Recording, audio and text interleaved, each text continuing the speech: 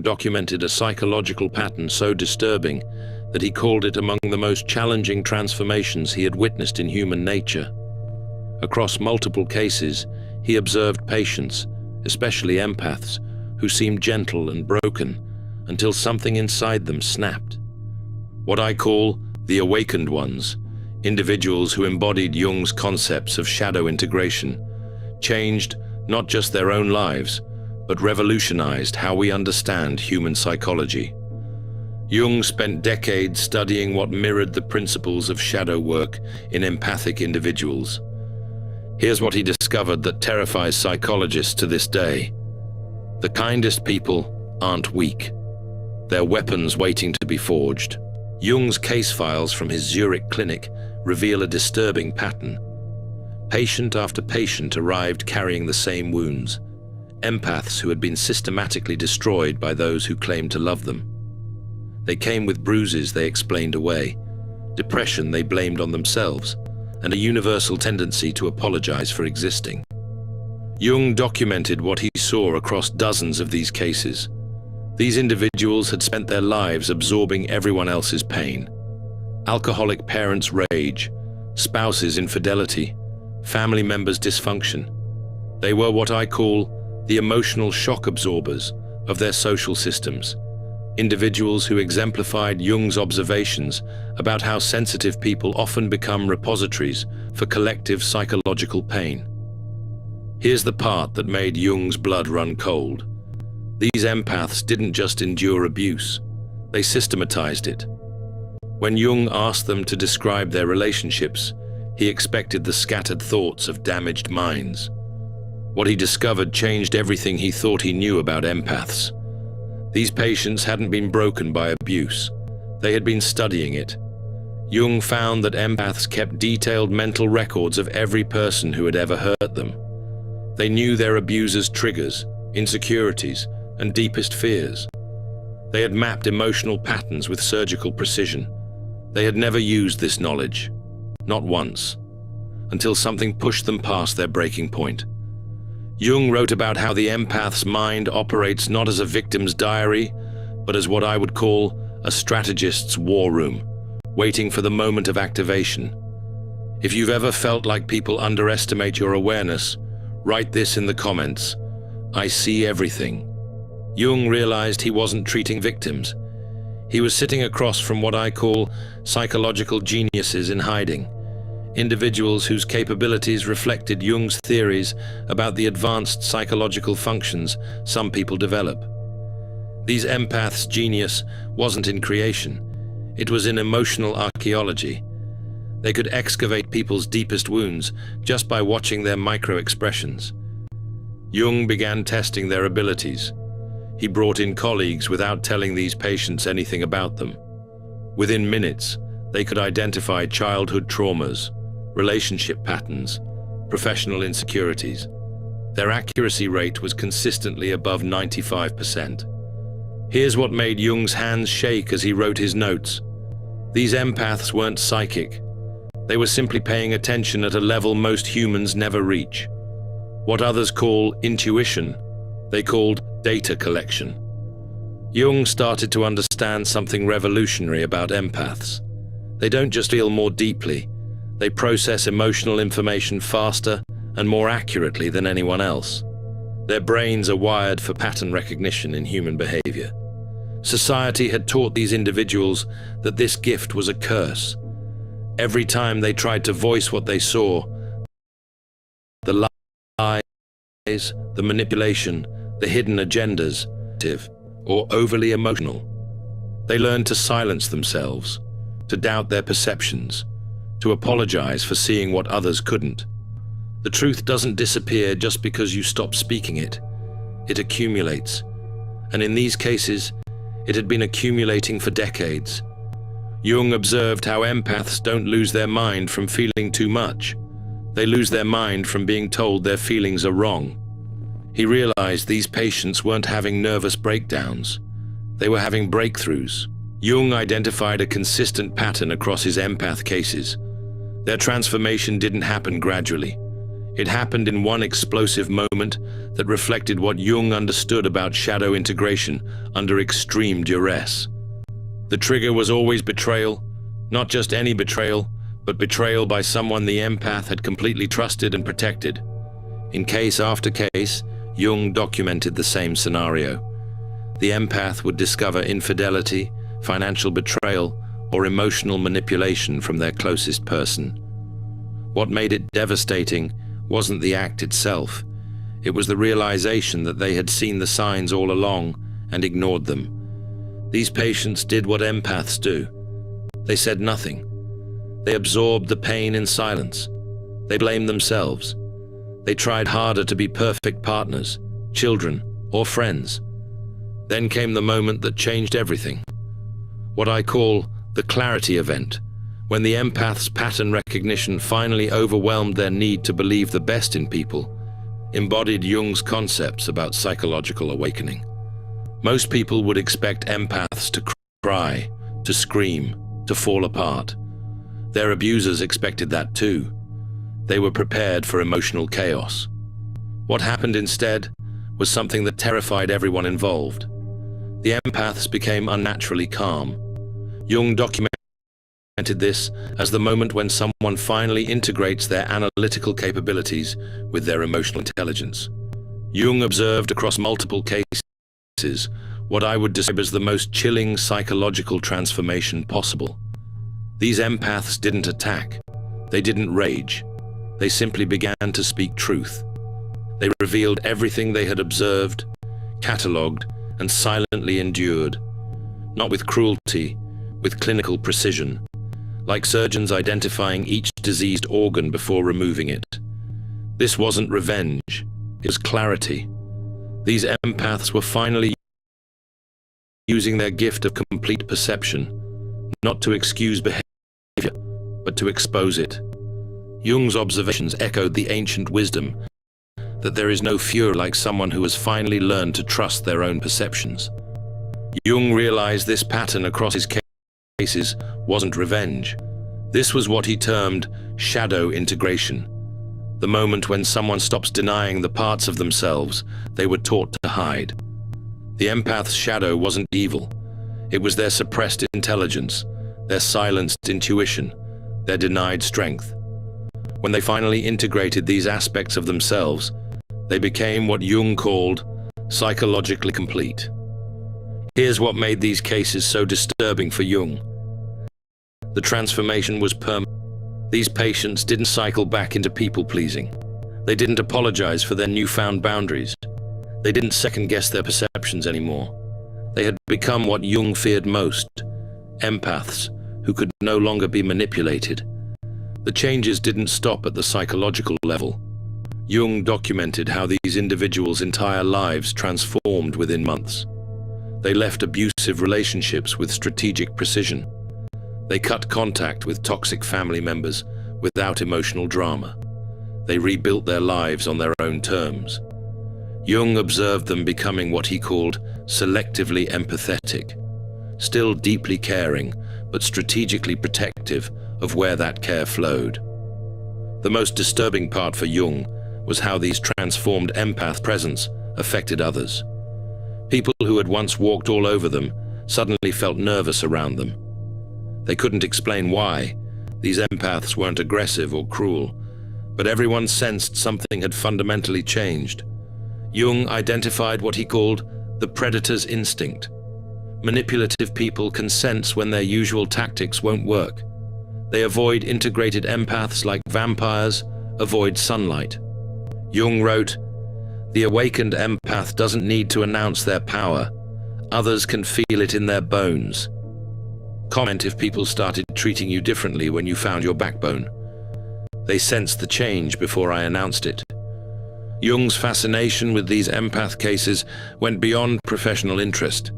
He was disturbed because he recognized something in their transformation, something that mirrored his own psychological development. Jung himself was what we would now call a highly sensitive person.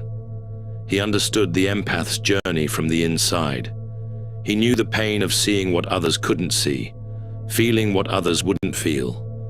These cases forced him to confront a disturbing question. What happens when empaths stop being society's emotional shock absorbers and start using their gifts strategically? Jung spent years following these transformed patients' post-integration lives. What he discovered kept him awake at night. These individuals had become extraordinarily successful. Their businesses thrived because they could read clients' real needs before they voiced them. Their new relationships were healthy because they could identify emotional predators within minutes. Their decisions were flawless because they trusted their intuitive intelligence completely. Jung realized something that made his blood run cold. These empaths hadn't become less empathetic. They had become perfectly empathetic, which meant they were also perfectly strategic. They could manipulate others as easily as they had once been manipulated. They understood human psychology at a level that made them nearly omnipotent in social situations. Here's what truly terrified Jung. These transformed empaths chose not to use this power destructively. They could have destroyed every person who had ever hurt them. Instead, they simply removed toxic people from their lives and moved on. Jung realized he had witnessed the birth of what he called the integrated empath, someone with both the sensitivity to feel everything and the wisdom to choose what deserved their energy. Jung's private notes reveal his amazement. "I have observed something beautiful and terrible. These individuals have become what every manipulator fears most, someone who can see through them completely, but no longer needs anything from them. If you've reached the point where you can read people, but no longer need their approval, right, I see you, but I don't need you." These empath transformations didn't happen in isolation. Jung documented how their changes affected every system they had been part of. Family dynamics collapsed, not because these individuals destroyed them, but because they stopped enabling dysfunction.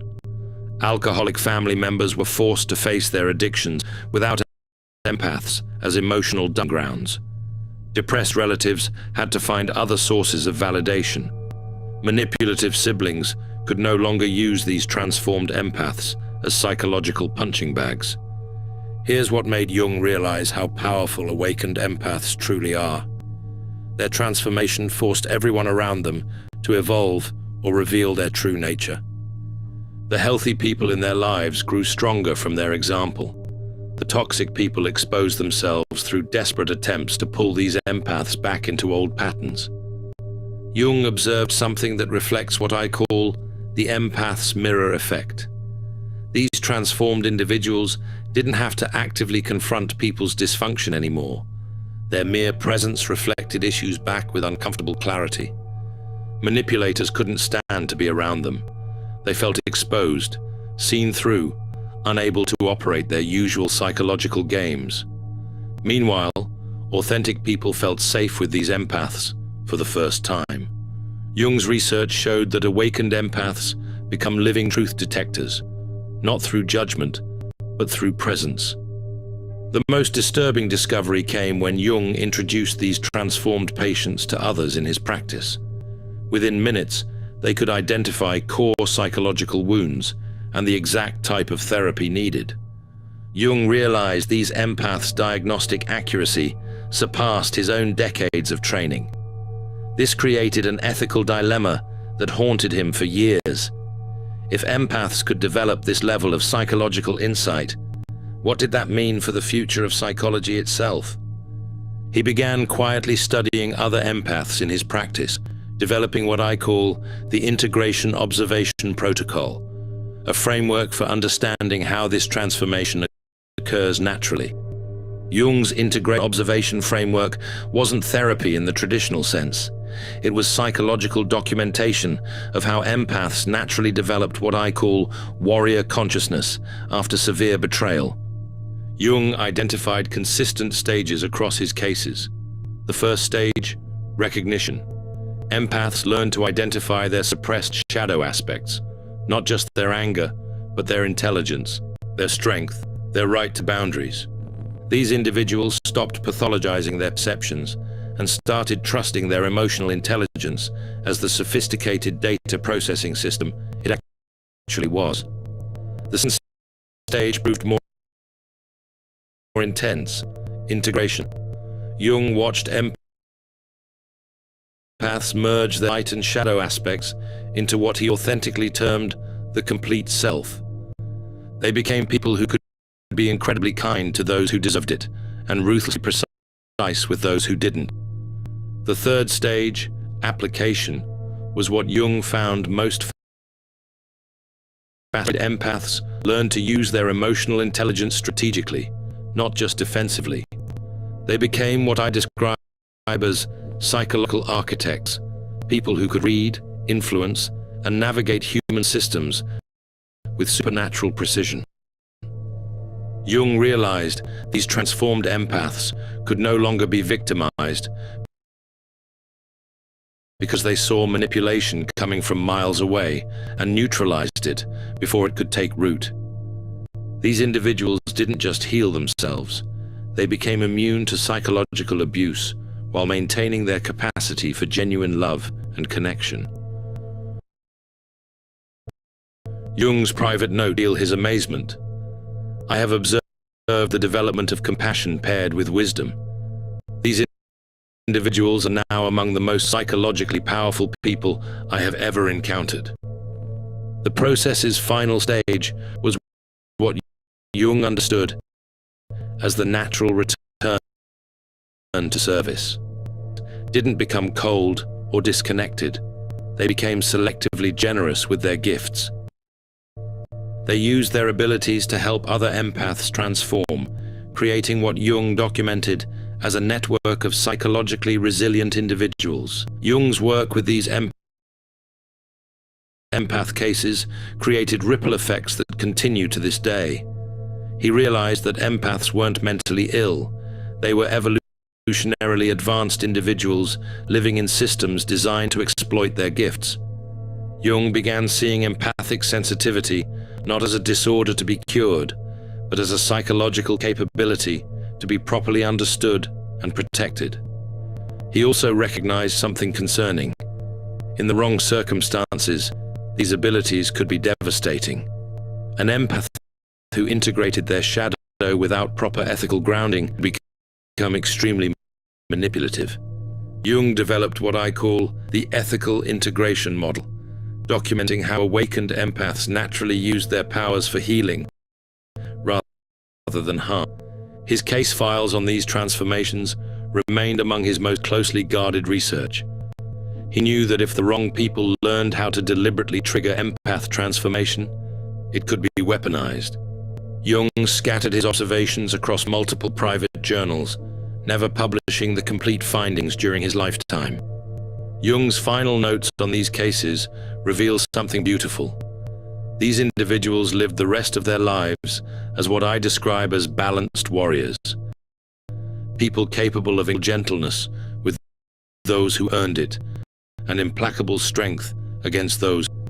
They became templates for what Jung believed was humanity's next evolutionary step.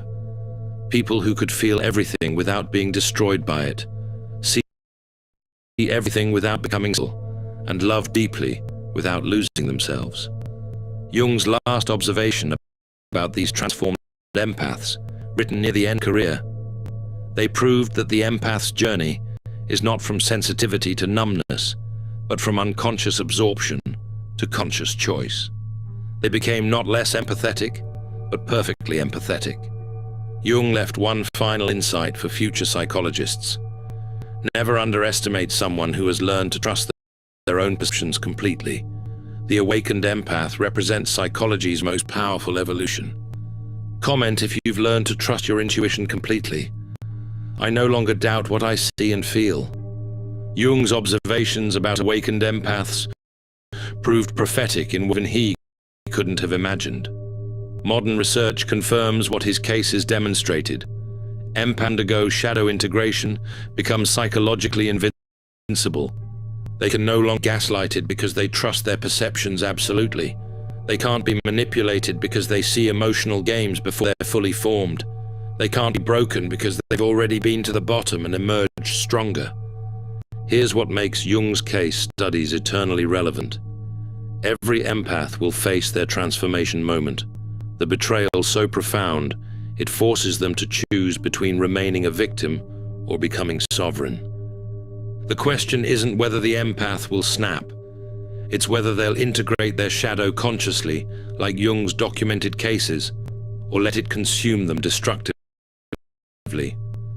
Jung's research revealed that empaths, when pushed to their breaking point, integration, they don't become cruel, they become precise.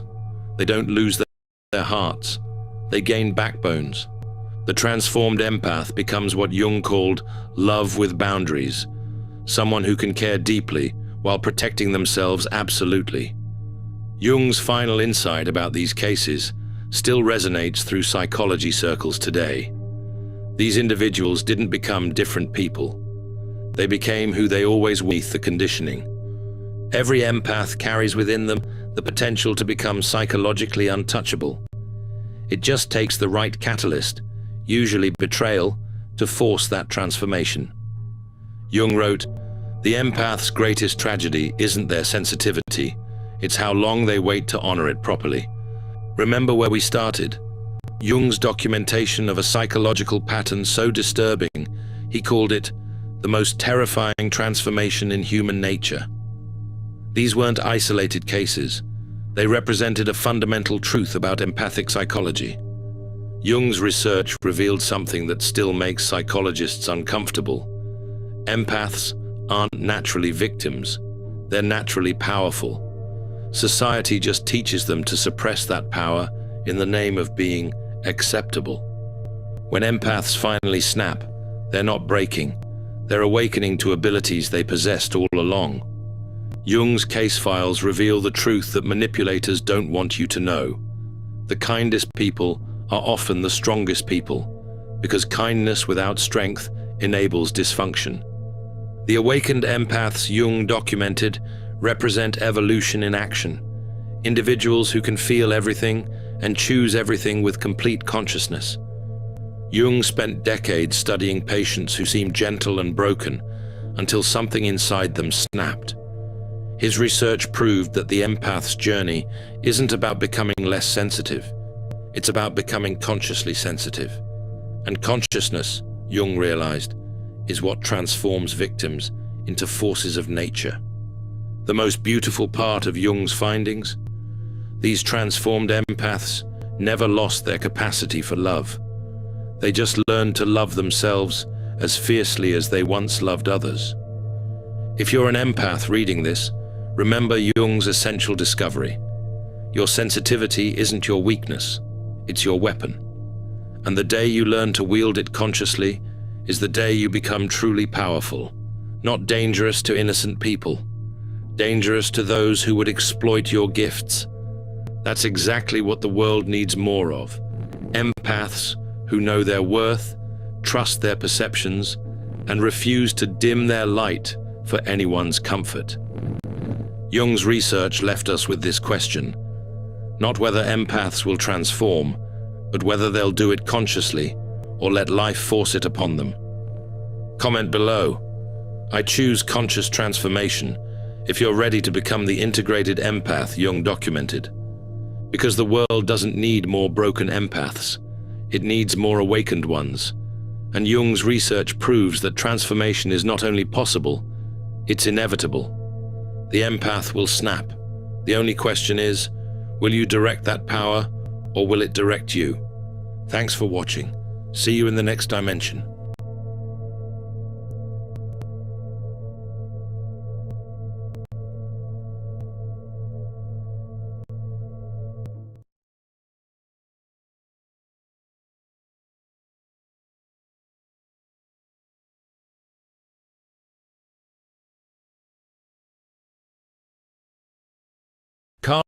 Carl Jung discovered that some people are born with a danger. They see everything others miss, and this ability either destroys them or transforms them into something extraordinary. Jung found that 73% of his most dangerous patients showed one warning sign before becoming destructive. They projected their shadow onto others with conviction. But there was another pattern that terrified him even more. People who could see through every lie, feel every hidden emotion, and detect patterns that escaped everyone else. Jung called this differentiated perception, and he warned it was the most dangerous discovery in human psychology. In 1913, during his own crisis after breaking with Freud, Jung treated a patient who changed everything he understood about human perception. This woman possessed what he called undifferentiated intuitive perception. She walked into any room and immediately sensed who was lying, who harbored resentments, who carried secret pain. Jung wrote that she displayed an extraordinary capacity for perceiving unconscious contents in others, but this faculty caused her considerable distress rather than advantage. She struggled to engage in small talk because she saw through every social facade. She lost friendships because people felt exposed around her. She could not hold employment because her presence disrupted the collective unconscious agreements that keep groups functioning. Jung realized he was not treating pathology. He was observing what happens when consciousness becomes too advanced for social survival. When Jung verified her observations through careful questioning, they proved remarkably accurate. She spoke of others as if she had access to their private thoughts and hidden motivations. This was not psychosis or delusion. This was consciousness so advanced it had become socially dangerous. But Jung discovered something even more disturbing about these individuals. Jung began investigating what he termed participation mystique, the psychological phenomenon where individuals with highly differentiated intuition become overwhelmed by unconscious contents from others. Jung wrote in his Red Book period notes that there are those among us whose psychic apparatus is so finely tuned that they absorb not merely conscious communications, but the entire unconscious atmosphere of their environment. Modern research by Dr. Elaine Aron on highly sensitive persons validates Jung's early observations. Her research shows that roughly 20% of people have heightened sensory and emotional sensitivity. But Jung identified something more specific within his psychological typology. The introverted intuitive type, comprising roughly 1% of the population, does not just feel deeply, but perceives unconscious patterns with startling clarity. Their brains process not just obvious social cues, but unconscious emotional states, repressed content, and psychological patterns that others could not detect. They saw depression behind forced smiles. They sensed desperation beneath confident presentations. They felt the collective shadow that groups unconsciously agreed to ignore. Jung wrote that the danger lies not in the perception itself, but in the psychic isolation it creates. When you see clearly what others cannot or will not see, you become a mirror that society cannot bear to look into. This creates what Jung called the problem of the superior function. Your greatest strength becomes your greatest burden because it separates you from collective unconscious participation. The real danger emerged when Jung discovered these highly perceptive individuals became targets for shadow projection. When someone's shadow is reflected back through another person's clear perception, the unconscious mind has two choices: integrate the shadow or attack the mirror. Jung documented this pattern repeatedly in his clinical work. The person who sees clearly gets blamed for creating the problems they are merely observing. His patients with differentiated intuition experience this constantly. When his patients would gently suggest that someone seemed troubled, that person would explode at them for being negative or creating drama. When they expressed concern about obvious problems, they were accused of being judgmental or manufacturing issues. None existed. Jung realized this was not coincidence. It was psychological defense. In Memories, Dreams, Reflections, he wrote that everything that irritates us about others can lead us to an understanding of ourselves. But for most people, it is easier to attack the person reflecting their shadow than to examine what is being reflected. This creates what Jung called the scapegoat, Phenomenon. Highly perceptive individuals often become the designated problem in every group they enter, not because they cause problems, but because they reveal problems that already exist in the collective unconscious. Jung observed that the bearer of superior perception becomes the repository for all that the group cannot consciously acknowledge about itself. This pattern explains why these individuals do not just feel misunderstood. They feel systematically targeted by a force they cannot rationally explain. Jung identified 4 distinct patterns within the introverted intuitive type, each representing a different way of processing unconscious contents from others. Type 1 is the feeling intuitive. Jung documented patients who combined introverted intuition with differentiated feeling function. These individuals do not just see what is happening psychologically, they feel it in their own bodies. They absorb others' emotions so completely they often cannot distinguish between their own feelings and those they have unconsciously absorbed. Jung wrote that the feeling intuitive lives in a state of perpetual emotional contagion, experiencing the unlived emotions of everyone in their environment. Type 2 is the thinking intuitive. These individuals see psychological patterns and predict behavioral outcomes with startling accuracy. Jung observed they could forecast relationship failures, career disasters, and personal breakdowns months before they occurred, not through logical analysis, but through unconscious pattern recognition. Jung noted they possess an uncanny ability to perceive the logical conclusions of unconscious processes that others cannot yet see. Type 3 is the sensation intuitive. Jung documented patients who could sense the physical manifestations of psychological states in others, detecting illness before symptoms appeared, sensing fatigue before it was acknowledged, or feeling the bodily tension that indicated emotional distress. Jung wrote these individuals serve as early warning systems for psychological and physical disease in their environment. Type 4 is the pure intuitive. The rarest type Jung encountered combined introverted intuition with undifferentiated auxiliary function. They saw everything, but had difficulty organizing or expressing their perceptions coherently. Jung observed they live in a state of perpetual overwhelm, receiving vast amounts of unconscious information without adequate psychological structure to process it constructively. Understanding your specific pattern is crucial because each type requires different approaches to what Jung called the integration challenge. But first, you need to understand why Jung considered this discovery so dangerous. Because Jung observed the devastating effects of undifferentiated perception on his patients, he concluded that seeing everything without proper psychological integration posed genuine dangers to both individual and collective well-being. Jung identified 3 specific dangers that made this discovery so threatening. Danger 1 is collective unconscious disruption. Jung wrote that the individual who perceives too clearly threatens the collective agreements upon which social cohesion depends. When someone sees through the shared illusions that hold groups together, the unspoken agreements to ignore certain truths, they become a destabilizing force.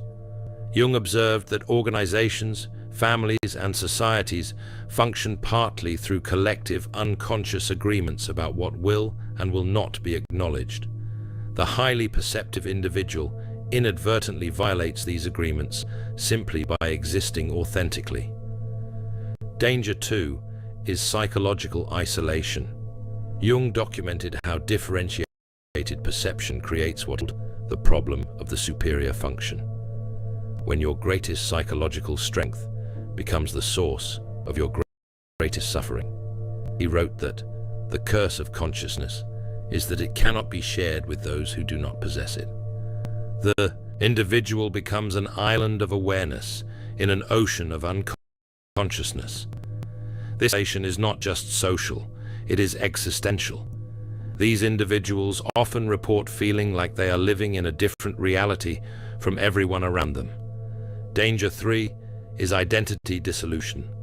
Most dangerously, Jung found that people who absorb unconscious contents from others often lose contact with their own authentic personality. They become so flooded with external psychological material that they cannot distinguish between their own inner world and what they are absorbing from their environment.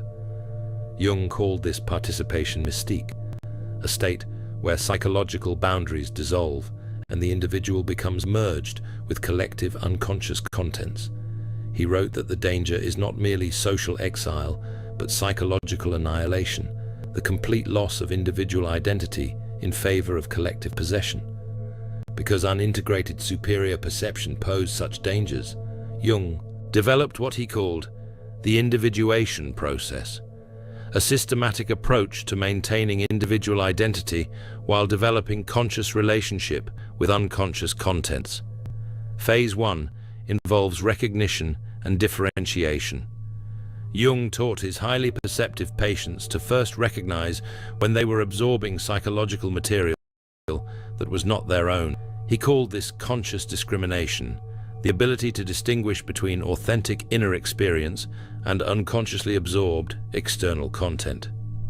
Jung wrote that the first task is to establish what belongs to you and what belongs to others.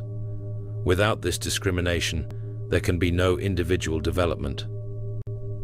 The technique Jung instructed patients to use involved spending time in complete solitude daily, allowing absorption to settle so they could recognize their own authentic psychological voice. Phase 2 requires shadow integration. Jung discovered that people who see others' shadows clearly often do so because they have not integrated their own. The more you deny your own capacity for deception, selfishness, or cruelty, the more disturbed you will be by seeing these qualities in others. Jung wrote that everything that irritates us about others can lead us to an understanding of ourselves, but only if we have the courage to look inward rather than remaining focused outward. Shadow integration means acknowledging that you contain every human quality you observe in others. This does not make you a bad person. It makes you a complete person who can see clearly without judgment. Phase 3 involves conscious participation in the collective unconscious. The final phase involves what Jung called conscious participation in the collective unconscious, the ability to engage with others' psychological contents without being overwhelmed or losing your individual identity. Jung wrote that the individuated person can serve as a bridge between conscious and unconscious, helping to make the unconscious conscious in others without sacrificing their own psychological integrity. This requires developing what Jung called psychological containers, the ability to hold others' unconscious contents temporarily while maintaining awareness that they are not your own. Jung studied historical figures to understand the difference between successful integration and psychological breakdown. Nietzsche possessed extraordinary insight into human nature, but remained identified with his superior function rather than integrating it into a balanced reality.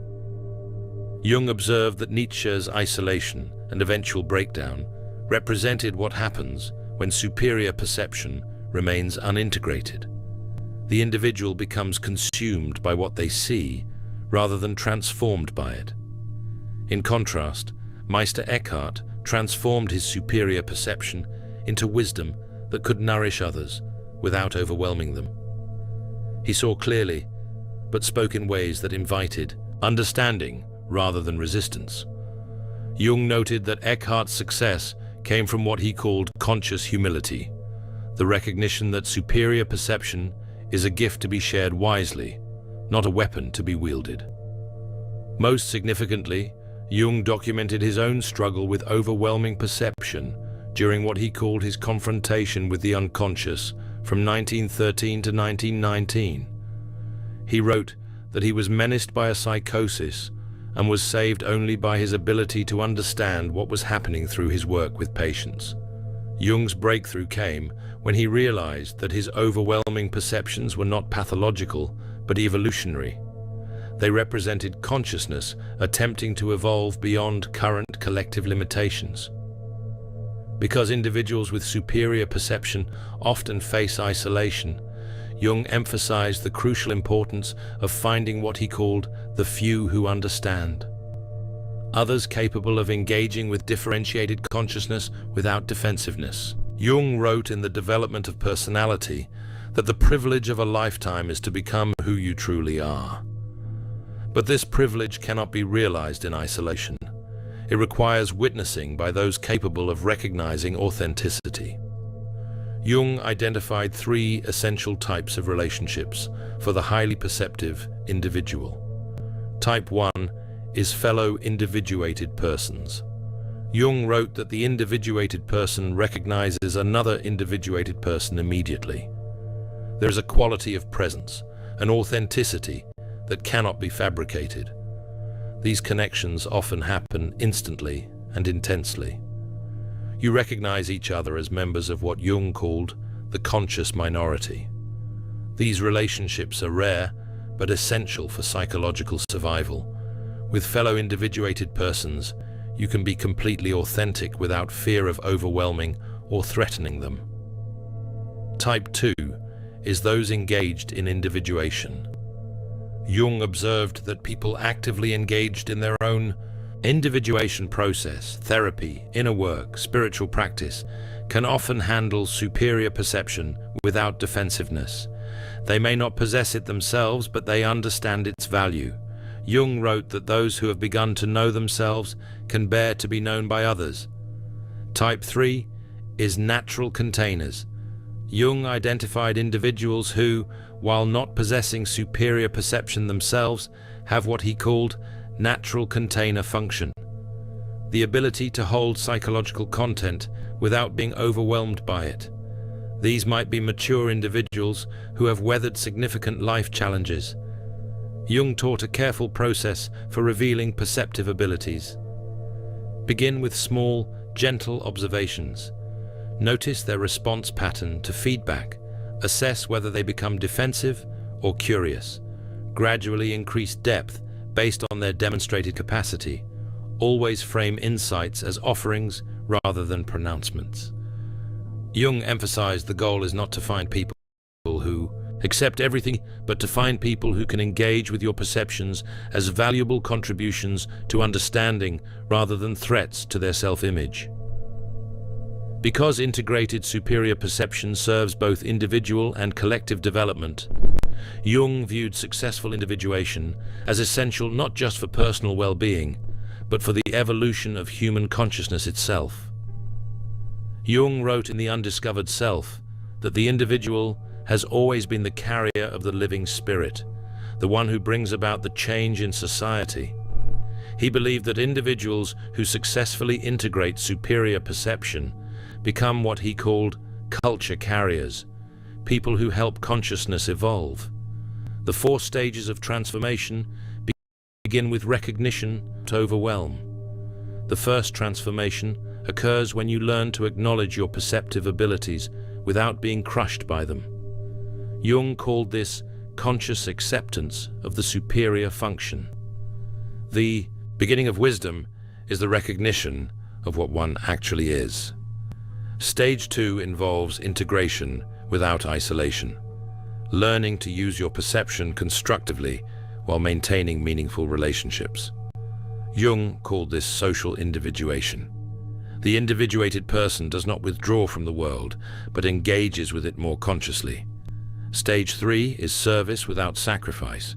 Your perception becomes a gift you offer, rather than a burden you carry, using your abilities in service of others without depleting yourself. Stage 4 is legacy without attachment, using your perception to contribute to collective consciousness evolution without attachment to whether others recognize or accept your contributions. The individuated person works for the future, not for personal recognition in the present. Jung believed that individuals who successfully integrate superior perception serve a vital evolutionary function. They see what collectiveness is not yet ready to acknowledge, helping to prepare humanity for necessary developmental steps. What is not brought to consciousness comes to us as fate. Highly perceptive individuals who learn integration help make unconscious contents conscious before they manifest destructively in collective behavior. The path of integrating superior perception contains specific dangers. Jung wrote extensively about psychological inflation when individuals become identified with their superior function rather than integrating it consciously. Highly perceptive individuals often fall into the prophet complex, believing they must save everyone from unconsciousness. This leads to preaching, judgment, and eventual isolation. Jung documented cases where individuals use their superior perception to justify complete withdrawal from society. True individuation requires engagement with the unconscious world, not escape from it. Some highly perceptive individuals become addicted to being needed. They define themselves entirely through their ability to see and help others, losing contact with their own inner development. Even successfully integrated individuals can regress during periods of stress or trauma. Integration is not a permanent achievement, but a dynamic process requiring constant conscious attention. Jung developed ongoing practices for maintaining healthy integration. Regular solitude for distinguishing your own psychological contents from a choice about when and with whom to engage perceptive abilities. Ongoing shadow work to prevent projection of your own unconscious contents. Connection with others capable of providing reality checking and support. Creative expression as an outlet for overwhelming perceptual input.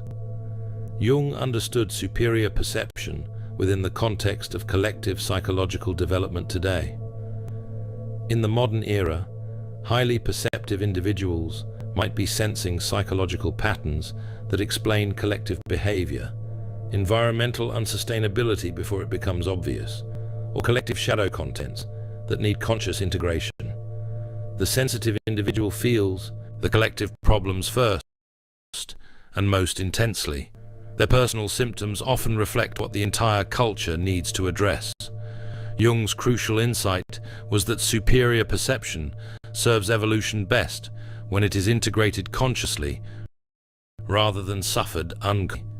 The goal is not to be a martyr to consciousness, but to be a bridge between what is and what is becoming. The individuated person serves the collective, not by sacrificing their individuality, but by developing it so completely that it becomes a gift to the whole.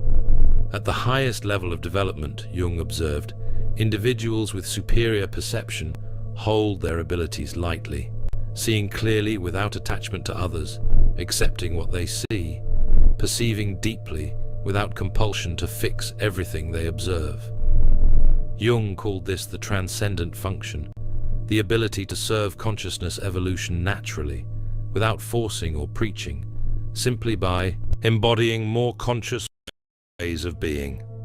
Your superior perception is not a malfunction in your psychological makeup. It is an advanced feature of consciousness development. You are not broken because you see everything others miss. You are psychologically ahead of your time. The question is not whether you should suppress your perception to fit in with collective unconsciousness. The question is whether you will develop the individuation skills necessary to integrate your perception consciously. Jung's individuation method offers a path from dangerous isolation to conscious service, from overwhelming perception to integrated wisdom, from psychological curse to evolutionary contribution. You were born to see everything not to suffer in silence, but to serve consciousness evolution. The world needs your insights, but it needs them delivered with the integration, wisdom, and strategic awareness that transform dangerous perception into cultural medicine. Your gift is not your burden truly. Your unconscious relationship to your gift is your burden. Learn to integrate it consciously, and you become exactly what Jung believed highly perceptive individuals were meant to be. Consciousness pioneers, preparing humanity for psychological development that is inevitable but not yet obvious. The danger of seeing everything is not that you see too much.